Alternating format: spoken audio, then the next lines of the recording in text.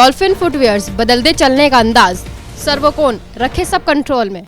Good evening viewers, face media में आपका स्वागत है। और इस पर्टिकुलर सेगमेंट में हम हर बार की तरह एक नई शख्सियत को आपसे रूबरू कराते हैं, क्योंकि आज हमारे स्टूडियो में हैं अनुभूति योगा ट्रस्ट के सह संस्थापक शफीक अंसार। और ये बात करेंगे योगा, क्योंकि योगा बहुत ट्रेंड होता जा रहा है, क्योंकि जब से पैंडेमिक हुआ, ये वैश्विक महामारी हुई है, इसके चलते लोगों में एक ट्रेंड सा बन गया है, एक इंटीग्रल पार्ट हो गया लाइफ का। तो आज बहुत सारी बातों पर चर्चा करेंगे योग को लेकर। तो सबसे पहले आपका स्वागत है इस कार्यक्रम में।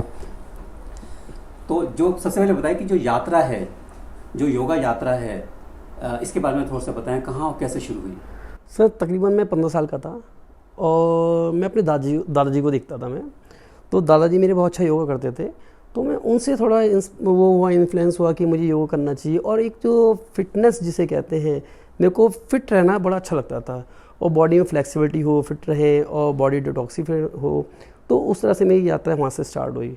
और 10th क्लास में बच्चा 15 साल के तकरीबन होता है, तो वहीं से मेरी जर्नी स्टार्ट हो गई थी। तो अब जैसे योग गुरु हैं, एक योगा इंस्ट्रक्टर हैं, और एक नाम है जो शफीक अंसार, और ऐसा माना जाता है कि जब हम योग में आते हैं तो वही जो नॉन मुस्लिम्स लोग हैं उसको ज़्यादा प्रेफर करते हैं। तो इसको लेके कोई प्रॉब्लम वगैरह हुई शुरू में? सर ऐसा कुछ नहीं हुआ। बेसिकली योग का किसी भी धर्म से कोई संबंध नहीं है, वो किसी भी धर्म का होगा योगा कर सकता है। योग एक जीवन जीने की कला है, और जीना सब चाहते हैं। योग की स्टार्टिंग सांस लेने से होती है, सांस सब लेते हैं, सबको फिट रहने का अधिकार है। हाँ, एक बार मैं स्वामी रामदेव जी के वहाँ गया था। हाँ, ये इसको गलत नहीं कहेंगे हम कि कहीं कहीं पे ऐसा होता है कि मुस्लिम समाज योगा नहीं करते, लोग क्वेश्चन करते हैं। तो फिर ये कि हमें समझाना पड़ता है कि मुस्लिम समाज हमेशा से योगा करता आ रहा है। तो यही बात वहाँ भी जब हुई थी, तो वहाँ मैं एज ए एक्टिव मेंबर था मैं, तो मेरे से पूछा गया, तो मैंने कहा कि आप किसी को नमाज पढ़ते हुए किसी मुस्लिम को देखिए तो वो क्या है। योगा में इबादत, मेडिटेशन और आसन दोनों हैं। और हम जब नमाज ऑफ़र करते हैं, नमाज पढ़ते हैं, तो वो साइंटिफिक योगा है। उसमें आसन की बहुत सारे पोज हैं, और वो पोज जिससे हम बिल्कुल फिट रह सके और बॉडी डिटॉक्सीफाई हो सके। अच्छा, एक चीज़ देखिए, जब मुस्लिम योगा करते हैं तो उसको बहुत बड़ा एक राजनीतिकरण हो जाता है। एक सियासी लोग इसमें कूद पड़ते हैं, क्योंकि जैसे ओम का उच्चारण है, या गायत्री मंत्र का उच्चारण है, इसको लेके भी बहुत सारे जो लोग हैं, जो खासतौर से फैनेटिक हैं, जो बहुत ज़्यादा कट्टरवादिता में हैं, तो उन लोगों का बड़ा ऑब्जेक्शन रहता है इसको। एग्जैक्टली। तो ऐसा कभी रहा? तो सर हम पूरा समाज में 100% लोग हैं सपोज, तो हम 5% लोगों को देखेंगे, 95% लोगों को देखेंगे। तो ये हर समाज में ऐसा होता है। बट ये है कि हमें उनको समझाना और समझना पड़ेगा, और बताना पड़ेगा कि क्या फ़ायदे हैं। जब तक हम उनको फ़ायदे नहीं बताएंगे तब तक वो नहीं समझेंगे। आपका मानना है कि मतलब योगा का किसी मजहब से, किसी उससे ताल्लुक़ नहीं है? कोई ताल्लुक़ नहीं है। अच्छा, अब बात करते हैं कि योगा किस तरीके से किया जाता है। इसके लिए क्या इंस्ट्रक्टर की, इसके योग गुरु की ज़रूरत होती है, या देख के भी करा जा सकता है ऑनलाइन वगैरह, ऐसा भी है कुछ? सर योगा के लिए हमेशा एक ट्रेनर की ज़रूरत पड़ती है, कि वो योगाचार्य की ज़रूरत पड़ती है, योग गुरु की ज़रूरत पड़ती है। बिकॉज क्योंकि अगर हम देख के करते हैं वहाँ भी, तो अगर ऑनलाइन भी करते हैं तो वहाँ भी एक ट्रेनर क्लास ले रहे होते हैं, और आपकी हर मूवमेंट पे वॉच रहती है, और अगर जहाँ भी आप मिस्टेक करते हैं तो बताते हैं। तो विदाउट किसी के एब्सेंस में योगा नहीं की जा सकती। आपको अंडर सुपरविज़न करना चाहिए। जिसके मेरिट हैं उसके डिमेरिट भी होते हैं। सपोज़ कोई पोज कर रहे हैं, हम शीर्षासन ही कर रहे हैं, तो शीर्षासन में इसलिए कि मास्टर आसन होता है, और वो सर के बल होता है। और अगर टेक्निक नहीं यूज़ करते हैं तो आपके नेक में मोच भी आ सकती है। तो अंडर सुपरविजन करना बेस्ट रहेगा। जी जी जी, एग्जैक्टली एग्जैक्टली। तो अंडर सुपरविजन मस्ट है, और जब तक आपको ज्ञान ना हो तो ना करें। अच्छा, ये बताएं, जैसे एक्वा, जो एक्वा आज का चल रहा है जी, एक्वा के साथ पावर योगा, एक्वा योगा, ये बहुत ट्रेंड में है आजकल। इसका क्या मतलब है, इससे क्या समझें? सर थोड़ा सा मैं ये बताना चाहता हूँ, बेसिक कॉन्सेप्ट कभी चेंज नहीं होते हैं। बट अब आ जाते हैं हम पावर योगा पे। पावर योगा जो है, ये कहते हैं जिम्नेजियम, वहाँ ज़्यादा यूज़ होता है हर जगह। आज यूथ जो है पावर योगा के पीछे दीवाना है, बिकॉज उसमें मैक्स यूथ क्या चाहता है, बॉडी टोन हो, मैक्सिमम स्वेटिंग हो, आपका वेट लॉस हो। तो पावर योगा वेट लॉस करता है, मैक्सिमम स्वेटिंग करता है, टोन करता है, डिटॉक्सीफाई करता है। और तो पावर योगा वेरिएशन है, जो जैसे ना वर्जन चेंज होते हैं, अपडेट। तो योगा का जो बेसिक कॉन्सेप्ट जो है हमारा ट्रेडिशनल योगा, उसको अपडेट किया गया है। अच्छा, योगा जैसे हम स्काइप पे कर सकते हैं, ऑनलाइन कर सकते हैं वगैरह, लेकिन जो जिम्नेजियम है, जो जिम है, वो नहीं हो सकता। वो नहीं हो सकता। वो नहीं हो सकता, उसके लिए आपको वेट्स चाहिए, उसका प्रॉपर ट्रेनर चाहिए, बहुत सारी चीज़ें हैं इसके साथ। तो अब चूंकि ट्रेंड बहुत बढ़ गया है इसका, ऑनलाइन भी हो सकता है, तो ऑनलाइन इतना इफेक्टिव होता है जितना कि हम साथ लेके कर सकते हैं? थोड़ा सा फ़र्क पड़ता है ऑफलाइन ऑनलाइन। ऑफलाइन में क्या है, हम सामने, ट्रेनर सामने है आपको, और अगर आपकी कोई मिस्टेक होती है तो आपको बाकायदा आपके सामने आके बता सकता है। बट ऑनलाइन में क्या होता है कि हाँ, ट्रेनर आपसे दूर है बट ऑनलाइन है, तो वहाँ से इंस्ट्रक्शन दे सकता है आपको, कमांड दे सकता है, तो आपको करना होता है। अब वहाँ अगर थोड़ा सा ही मिस्टेक होती है तो वो ऑफलाइन वाला मज़ा नहीं आता उसमें। बट ये कि ना करने से कुछ हाँ ही अच्छा है। अगर फिटनेस इंडस्ट्री की बात करते हैं, फिटनेस वर्ल्ड की बात करते हैं, तो इसमें 2 सेगमेंट आते हैं। एक सेगमेंट जो है जो जिम्स हैं, यस, और दूसरा है योगा। तो जिम्स में जैसे होता है कि वॉल्यूम चाहिए, बॉडी बहुत चिजल चाहिए, बहुत स्कल्प्टेड चाहिए, लेकिन इसमें ऐसा नहीं होता है। तो दोनों एक दूसरे के विपरीत हैं। तो अब जो इसमें दोनों में क्या फ़र्क है? क्या उससे हम योगा करके भी बॉडी बना सकते हैं जैसे कि हम जिम में बनाते हैं? ये कहना बिल्कुल सही है, दोनों एक दूसरे के अपोजिट है। थोड़ा सा बेसिक डिफरेंस है इसमें। हम योगा में जितनी भी हम एक्सरसाइज करते हैं, जो भी आसन करते हैं, वो ब्रीथ पे डिपेंड होता है, इनहेलिंग एक्सहेलिंग के अकॉर्डिंग करते हैं। बट जिम में इतना फोकस नहीं किया जाता इनहेलिंग एक्सहेलिंग पे, सांसों पे ध्यान नहीं जाता है। योगा से हमारी बॉडी फ्लेक्सिबल बनती है। जिम से और हमने देखा गया है, जिम जितने भी करने वाले लोग हैं, ठीक है, तो वो उनकी बॉडी फ्लेक्सिबल नहीं मिलेगी, वो बल्कि मिलेंगे, अच्छा टोन तो मिलेगा, बट इंटरनल जो बूस्टअप होते हैं वो नहीं होते हैं। योगा इंटरनल एक्सटर्नल दोनों को ही फिट करता है, आपकी बॉडी को, पूरी ओवरऑल बॉडी को डिटॉक्सीफाई भी करता है। बॉडी का जो अब वेट लॉस पे आते हैं, तो जिम में वेट लॉस आप ट्रेडमिल से करते हैं, कार्डियो कर लेंगे, जिम लॉस हो जाएगा। बट योगा आपको बॉडी को बैलेंस कर देता है। योगा में अगर एक्सेस वेट है उसको कम कर देगा, और कम वेट है तो उसको भी बढ़ा देगा। राइट। अच्छा, अब जैसे जो बड़े बड़े शहर हैं, जैसे दिल्ली है, बेंगलोर है, बॉम्बे है, तो यहाँ जो लाइफ है बहुत एक मैकेनिक हो गई है, मशीन वाली लाइफ हो गई, भाग दौड़ है, स्ट्रेस है, बहुत सारी चीज़ें हैं, टेंशन हमेशा रहती है। तो योगा किस तरह से उस टेंशन को, उसका निवारण करता है, किस तरह से उसका निदान करता है, इसके बारे में थोड़ा बताएं। योगा जो है, जो फिजिकल एंड मेंटल दोनों को बैलेंस बनाता है। एक लाइन बोलना चाहूँगा मैं आपसे, yoga keeps physically mentally specially fit. और आज हम देख रहे हैं इस लॉकडाउन के पीरियड में जो कोरोना महामारी फैल चुकी है, इसमें योगा कितना हेल्प कर रहा है। योगा अगर हम करते हैं तो कोरोना से फाइट कर सकते हैं।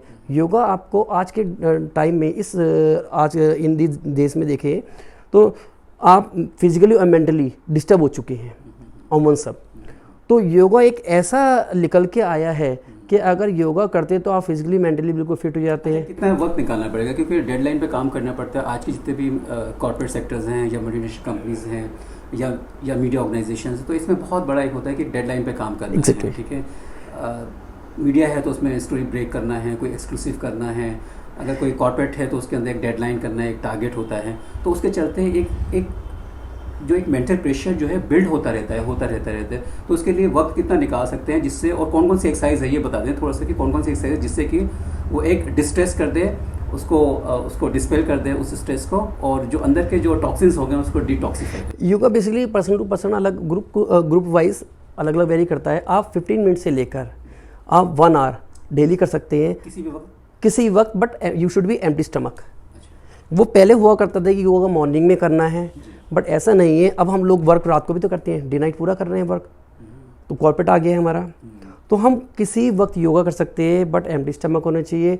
बट अब जैसे कॉर्पोरेट सेक्टर में आ जाइए, कॉर्पोरेट सेक्टर में उनका फिजिकली जो है डाउन हो रखे होते हैं, डिप्रेशन हो रही होती है हमारी, उनकी बॉडी बिल्कुल स्टिफ हो चुकी होती है। तो वहाँ जैसे चेयर योगा है, हम लोग जैसे कॉर्पोरेट में सेशन लेते हैं, तो वहाँ सबसे बेस्ट रहता है ब्रीदिंग एक्सरसाइज और चेयर योगा। जॉइंट मूवमेंट करवा दें, चेयर पे बैठे बैठे आप योगा कर सकते हैं, तो वो बेस्ट रहता है। अगर 15 मिनट से अगर आधे घंटे का उनका सेशन लेते हैं, उनके लिए इनफ होता है, उनको फिजिकली और मेंटली दोनों ही रिलैक्स करवा देते हैं। अच्छा, इसके अलावा जैसे हम विपाशना की बात करते हैं जी, जिससे हमारी एकाग्रता बहुत अच्छी हो जाती है जी, या ध्यान की बात करते हैं, तो इसकी क्या किस तरीका इसका वो होता है, क्या प्रोसीजर क्या होता है, किस तरह से करना चाहिए, इसकी भी कोई एक पाठ्यक्रम है कोई? ऑफ कोर्स आज का विपाशना बहुत चल रहा है। और लोग अक्सर करते भी हैं। विपासना जो है मेडिटेशन है, और इसमें क्या होता है, ध्यान लगाना होता है, एक वाइड से अपने आप पे ध्यान लगाना होता है, अपने आप को जानना कि मैं क्या हूँ। कोई वाइड स्पेक्ट्रम पे लेके उसको जी नैरो करके, और जैसे सपोज अपनी बॉडी को जानना, अपनी सांसों पे ध्यान लगाना, अपनी बॉडी पे कि हम शांत रह के सहज शांत शिथिल बॉडी करके अपने आप पे फोकस करते हैं, अपनी सांसों पे, अपने बॉडी के पूरे पार्ट्स पर। और ये करने से क्या होता है कि हम अपनी हमारी जो इनर जो विलिंग है, हमारी इम्यून सिस्टम है, बूस्टअप हो जाता है, हम कूल डाउन हो जाते हैं, और एक पॉइंट पे हम फोकस ले आते हैं, अपने आप को पूरे शून्य पे ले आते हैं। तो अमूमन कितना, अगर देखा जाए तो कितना करना चाहिए प्राय जो मेडिटेशन है, जो इसका जो मेडिटेशन करते हैं, या उसका जैसे कहते हैं ध्यान लगा देना ध्यान, तो कितना वक्त होता है और कब तक उसके अंदर एकाग्रता बन जाती है? क्योंकि लोग नहीं कर पाते हैं शुरू में जी, तो माइंड बड़ा विचलित रहता है, और करना भी चाहते हैं तो वहाँ फोकस नहीं हो पाता, ऐसा सुनने में आता है, लोग कहते हैं। एग्जैक्टली, बिल्कुल सही है। तो जो हम विपासना या मेडिटेशन सिर्फ लेके चलते हैं, मेडिटेशन अगर सपोज हमारे लेग्स पेन है तो क्या मेडिटेशन में ध्यान लगेगा? पहले फिजिकली फिर mentally. Meditation dispel evil and negative thought. तो हमें मेडिटेशन में क्या होता है, अपने थॉट्स पे कंट्रोल करना पड़ता है, अपने नेगेटिव जो थॉट्स हैं जो दिमाग में चल रही हैं उनको सबको कंट्रोल करना पड़ता है। तो अपने सबसे पहले फिजिकली बिल्कुल ठीक होके अपने आप को शांत करके और एक एकांत में जाके वो अपने आप से बातें करनी होती हैं और अपने आप को जानना। भाई आप स्टिल रख के हलचल, अपनी बॉडी के अंदर जो हलचल है उसको ख़त्म कर देना है। तो मतलब 2-3 मिनट का अगर ध्यान करते हैं तो बॉडी पूरा रिवाइव हो जाता है उससे? सर कम से कम वैसे तो कहा गया है कि 15 मिनट तो करना चाहिए एटलीस्ट मेडिटेशन, 15 मिनट से 1 घंटा, बट इतनी स्टार्टिंग में होता नहीं है। तो थोड़ी सी देर के लिए, जैसे आप ओम चैंटिंग हो गया, ब्राह्मरी हो गया, this is all part of meditation, या सांसों पे ध्यान, इनहेलिंग एक्सहेलिंग पे ध्यान दें अपने, तो ये सब मेडिटेशन के पार्ट हैं। आप तो स्टार्टिंग आप 10-15 मिनट स्टार्ट कीजिए और 1-1 घंटे तक ले जाते हैं। ऐसा होता है। अच्छा शफीक, बात करते हैं जो वैश्विक महामारी है जिसने पूरे दुनिया को हिला रखा है, वो देश की बात करते हैं तो जो हमारे फ्रंट लाइन वॉरियर्स हैं, डॉक्टर्स हैं, पुलिस है, हर रोज़ 2-4 होना पड़ता है और बहुत सारे लोग इसके शिकार भी हो गए हैं। कहा जाता है कि इसमें जो लंग्स हैं, जो आपका पल्मोनरी डिजीज़ होती है, जो लंग्स की होती है, या मधुमेह है, जिसको डायबिटीज़ है, वो बहुत जल्दी इसके शिकार बन जाते हैं। लेकिन पहले कुछ मिथ ऐसे भी आया था कि जो 60 के प्लस हैं, जो 60 साल से बड़े लोग हैं, उनको ये बीमारी बड़े आराम से घेर लेती है। तो इसमें जो माना जाता है, मोटा मोटी जो मैं जान पा रहा हूँ, इसमें ये माना जाता है कि जो रोग प्रतिरोधक क्षमता है वो अगर बहुत अच्छी होती है तो हो सकता है इस बीमारी से लड़ा जा सकता है। तो योगा इसमें कैसे हेल्प करता है और इम्यूनिटी को हम कैसे स्ट्रॉन्ग बना सकते हैं? सर आपने बड़ा अच्छा क्वेश्चन पूछा मुझसे। जो ओल्ड एज है, ओल्ड एज की इम्यून सिस्टम डाउन होती है, क्योंकि देखिए आप सांस छोटी छोटी सांसें हो जाती है, डीप ब्रीथ नहीं हो पाती है। और जैसे आपका डायबिटीज़ है, डायबिटीज़ कोई अपने आप भी बीमारी नहीं है, हम योगा वाले कोई बीमारी नहीं मानते हैं, बट इससे और बीमारियाँ बढ़ सकती हैं। तो डायबिटीज़ क्या है, हमारी जो हमने इनटेक किया है, ठीक है, अगर ग्लूकोज मतलब एनर्जी में कन्वर्ट नहीं होता तो आपको इंसुलिन नहीं बन रहा है, तो हम उस पर वर्क करते हैं। बट हम कोरोना महामारी जो पूरा विश्व इससे ग्रस्त है और हमारा देश भी अछूता नहीं है, तो इसके लिए योगा में बहुत अच्छा है कि कोरोना से हमारे इम्यून सिस्टम डाउन होता है फर्स्ट, दूसरा हमारा लंग्स के पोरे हैं वो ब्लॉक हो जाते हैं, और थर्ड है हमारा डाइजेशन सिस्टम। योगा से हम तीनों को स्ट्रॉन्ग कर सकते हैं। बहुत छोटी सी एक्सरसाइज है इसके लिए। मैं जानना चाहूँगा वो कौन कौन सी योगा है और कौन से प्राणायाम है जिससे हम अपने आप को, हम इम्यूनिटी को स्ट्रॉन्ग कर सकते हैं? मैं एक छोटा सा एक प्रोटोकॉल बता देता हूँ और अपने सारे व्यूअर्स के लिए आप लोग सब करना चाहिए आप लोगों को। भ्रस्त्रिका, वो किस तरह से किया है, थोड़ा बता दीजिए। मैं भ्रस्त्रिका बता देता हूँ, बहुत अच्छी टेक्निक है उसकी। आप नीचे बैठ सकते हैं क्रॉस लेग करके वज्रासन में, ये चेयर पे बैठ सकते हैं। चेयर पे बैठने बहुत अच्छी बात है। अब ये तो है नहीं कि हम हर जगह हम नीचे बैठेंगे, आराम से सुबह उठें और इनहेलिंग लंग्स, देखिए जब इनहेलिंग हाथ अप किए हमने हैंड, तो लंग्स इनहेलिंग हुए, लंग्स मैक्स में एक्सपैंड हो गए, राइट, ऑक्सीजन, और एक्सहेलिंग पोल खुले। एक इसी ये हमारी भ्रस्त्रिका हो गई। भ्रस्त्रिका ये भी स्टाइल होता है, इट मीन्स की फोकस हमारा लंग्स पर है। और कोरोना में क्या होता है कि हमारे लंग्स चोक हो जाते हैं।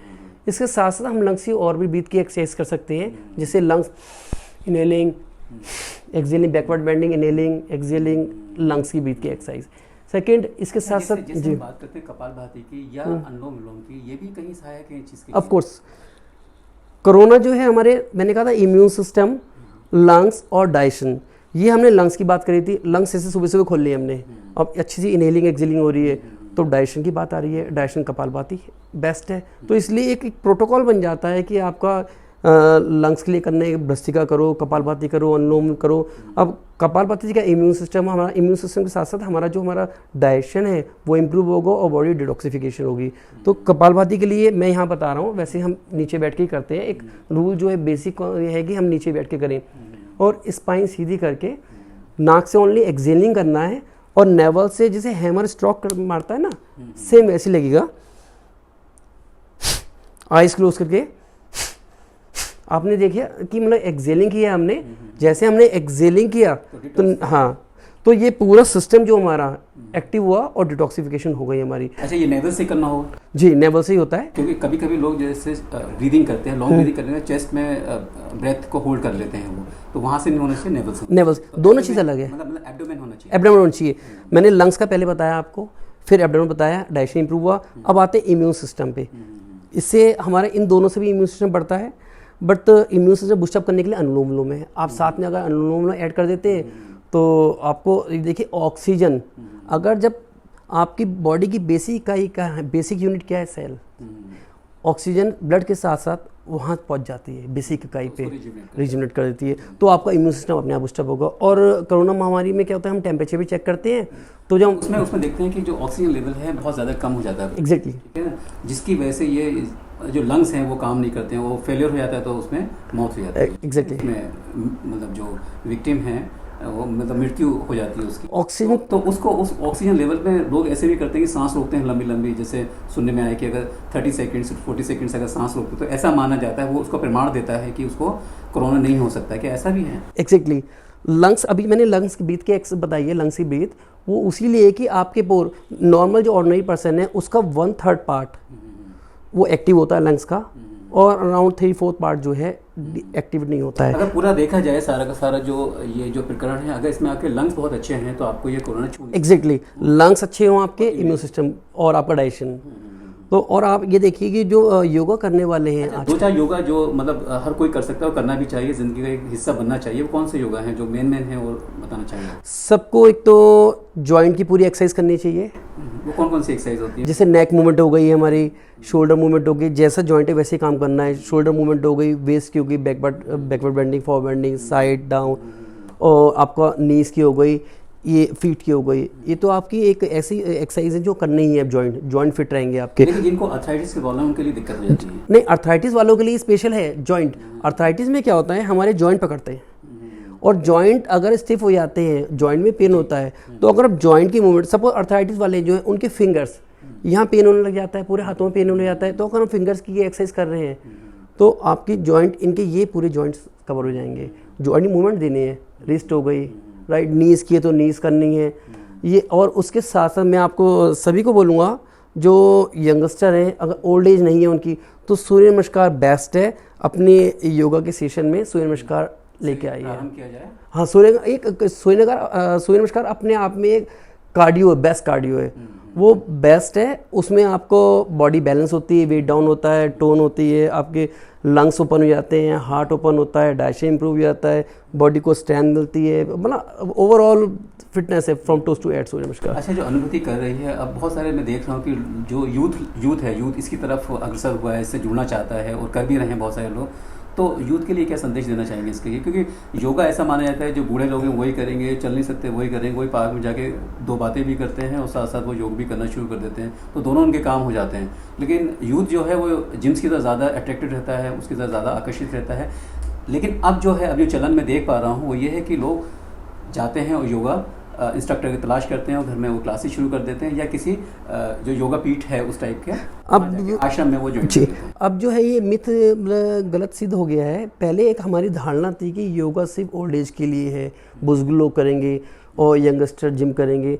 जब से इसमें जो योगा का जो योगा में फील्ड में एक चेंजेस आया है, डायनामिक योगा आया है, आपका पावर योगा आया है, यूथ फोकस कहाँ होगा, डायनामिक चीज़ों में। अगर हम जिम जाते हैं, जिम में मशीनों देख के एकदम अट्रैक्ट हो जाता है, तो यहाँ अब क्या है, एकदम पावर योगा आ गई है, वेरिएशन लेके आ गए। योग पहले यूथ समझता था कि सिर्फ बॉडी को तोड़ना मोड़ना योग है और इनहेलिंग एक्सहेलिंग, तो डेफिनेटली बोर होता है योग। बट आज इतने वेरिएशन आ चुकी हैं और योगा की इतनी फॉर्म निकल चुकी है, और आज ये एज ए करियर यूथ ले रहा है, बिकॉज इसमें पैसा भी अच्छा है। हमारे खुद के हम लोग कोर्सेज करवाते हैं, अनुभूति योग जो ट्रस्ट है अपने पिछले 5 साल से कोर्सेज करवा रहे हैं, और हमारे कोर्स कौन करेगा, यूथ करेगा एज ए करियर। और वो इंडिया तो बल्कि इंडिया से बाहर भी अलग देशों में काम कर रहे हैं। अनुभूति का जो अब मैं दृष्टिकोण जानना चाहूँगा, उसका विजन जानना चाहूँगा कि आगे आने वाले वर्षों में ये अपने आप को कहाँ देखता है, क्योंकि मुझे ये तो पता है कि सर्टिफिकेट कोर्स कराते हैं, कहीं से एप्लीकेशन भी है, और यहाँ के लोग बहुत जगह प्लेस हुए हैं, काम भी कर रहे हैं योग गुरु की तरह, आचार्य की तरह। तो ये जो है ये ऑनलाइन भी कोर्सेज है, पहली चीज़ मैं जानना चाहूँगा। दूसरी चीज़ ये जानना चाहूँगा कि आगे के टाइम में क्या आप लोग इसको एक्सपेंड करेंगे, दिल्ली से बाहर भी जाएंगे? ऑफ कोर्स, अभी लॉकडाउन के पीरियड में हम दिल्ली से बाहर निकल चुके हैं, ऑनलाइन कहीं से भी हमारे सेशन हो रहे हैं। प्लस हम लोगों के पास निकल चुके हैं हम दिल्ली से बाहर, कहना चाहिए कि हमारे जो कोर्सेज़ के लिए बच्चे बाहर से आ रहे हैं करने के लिए, इंडिया के अलग अलग कोनों से आ रहे हैं, हमारी क्लासेस अलग अलग कोनों से ले रहे हैं। प्लस जो हमारे हम लोग जगह जगह कैंप लगा रहे हैं, दिल्ली में लगा रहे हैं कैंप। अब हमारा टारगेट है दिल्ली के आसपास के एरियो में निकलें और वहाँ कैंप लगाएं और यूथ को वहाँ से कवर करें, ताकि वो अपने इस फील्ड में करियर बना सके। और यूथ के बारे में बहुत कुछ सोच रहे हैं, और प्लस हम लोग ये भी सोच रहे हैं, अगर आप लोग की दुआ रहती है तो हम लोग एक ट्रस्ट है, हम आगे इसको एक हॉस्पिटल बनाना चाहते हैं ऐसे, जहाँ मेडिसिन का यूज़ ना हो, क्योंकि आज लोग मेडिसिन से आदी हो चुके हैं। मेडिसिन से डिजीज़ का इलाज नहीं है, बीपी है पूरी ज़िंदगी खाते रहेंगे मेडिसिन, शुगर पूरी ज़िंदगी, पर योगा में 100% क्योर है।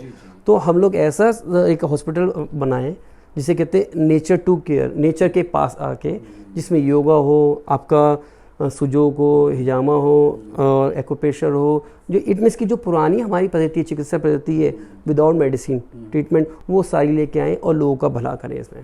चलिए, बहुत अच्छा लगा। Thanks lot for talking to us and it's wonderful having you on the show. So this was instructor Shafiq Ansar, and he elaborated on various aspects pertaining to yoga and how it should be a part of our life. And by then, on this particular moment, I sign off and catch you next week. Looking forward to catching you next week with a new personality. And by then, be good and take care.